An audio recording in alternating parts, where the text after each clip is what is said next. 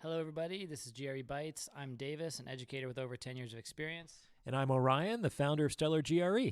We're here to bring you your weekly bite-sized episode on GRE prep and grad school admissions. Don't forget, check out our top-rated GRE self-study program at stellargre.com. Use the code BITES for 10% off all memberships.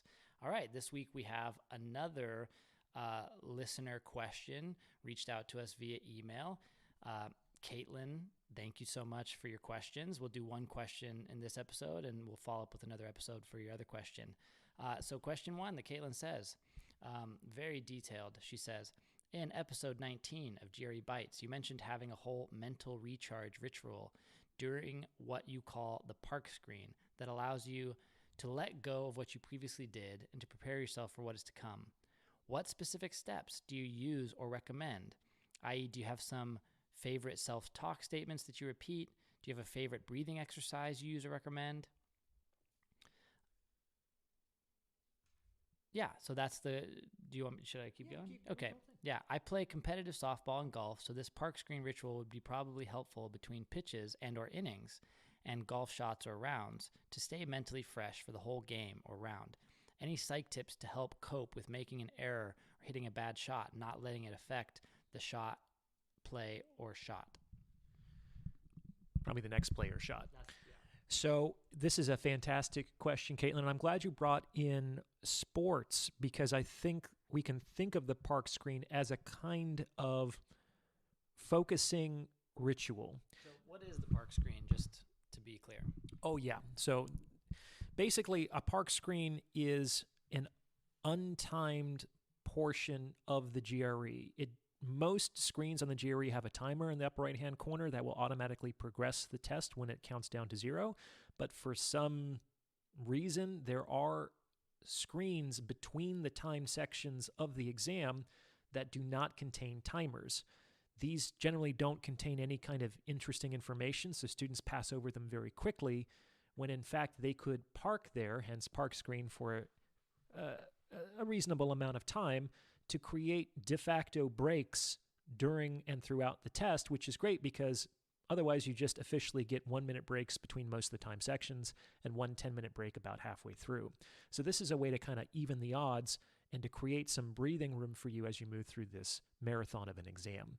So I talked about the park screen. It's important to know how to identify it and how to use it responsibly. And I think I also mentioned in that episode, which Caitlin is referring to, that I have my own ritual in dealing with this.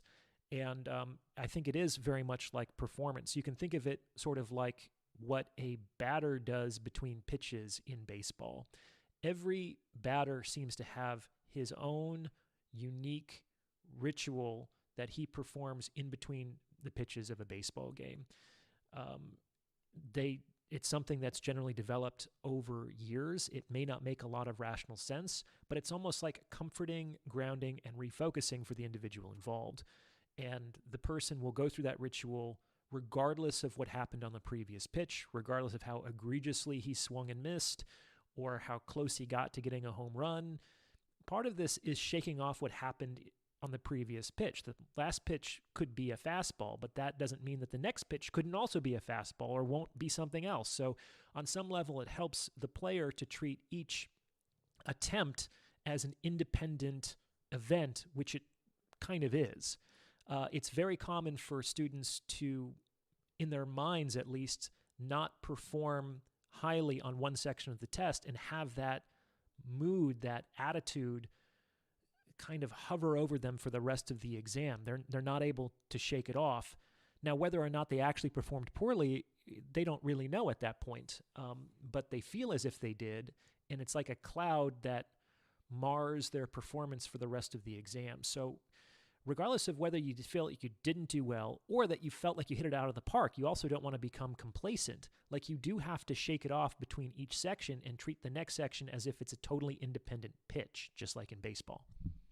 No, that makes a lot of sense. And so it's not only the previous instance, whether it's a pitch or whether it's a section on the test, but it's also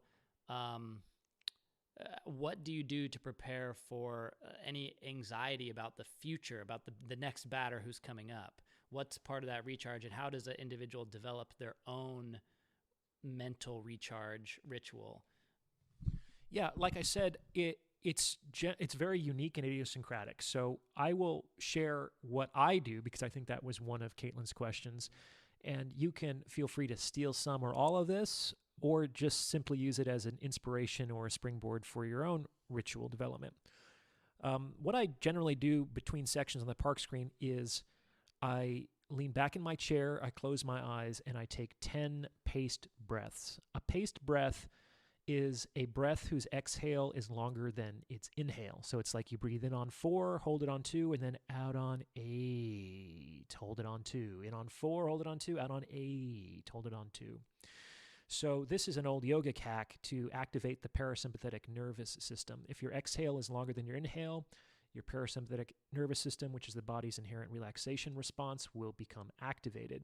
This is really helpful because it kind of like increases your baseline chill every 30 minutes when taking this test.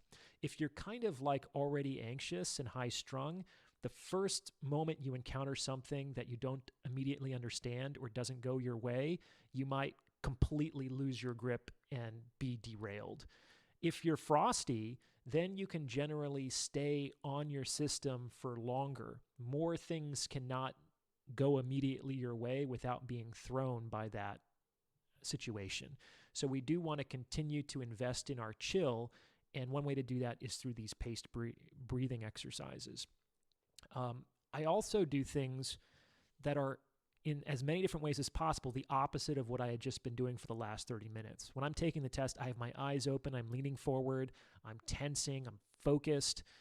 During the park screens, I'm leaning back, I'm closing my eyes. So I'm shifting from a seeing or a sensing to a feeling. I'm changing my posture. On as many different levels as I can, I'm giving the neural networks associated with my test-taking behavior a bit of a pit stop so that they can get a break and my mind brain can come in and do what it needs to do to recharge. And finally, a big part of this ritual, it's almost like a letting go, that for better or for worse, and as far as I know, it might not be for better. Maybe I got everything right and I can't go back and mess it up. For better or for worse, that section is gone. It's over and done with. And so part of this breathing exercise is almost like I'm visualizing wrapping up that section in a little box with a bow on it and just like sending it off into the universe. It's gone. That was then. And near the end of this park screen, I begin to reorient myself towards the future. If the next section to come, for example, is a verbal section, I remind myself of my general strategies. I'm going to do all the vocab-based questions first and the reading comps, then any logical reasonings. On a vocab-based question, I'm going to look for synonym pairs in the answer choices first. I'll eliminate those that have synonym pairs in text completions and those that do not in sentence equivalents. Then I will look for key and trigger words. I know all this by heart, but what I'm doing is sort of just like warming up the approaches, the how, the process that I'm about to be using to sort of like rev the engine before the green light signals the beginning of the race. So that's sort of the ritual that I've hit upon. It helps for me. It helps to ground me. It helps to relax me. It helps to revitalize me and to reorient me to what is to come. Thanks for sharing those insights and what you've developed. And thanks everybody for tuning in. Great episode, great knowledge for everybody to be able to develop and be able to stay present. We'll be back next week for another bite-sized episode of Jerry Bites. If you have a topic you'd like to discuss on a future episode, let us know at stellargre@gmail.com. And if once you're ready to take your prep to the next level, check out our top-rated Jerry self-study program at stellargre.com. You can use the code BITES for 10% off any membership. Talk to you guys again soon.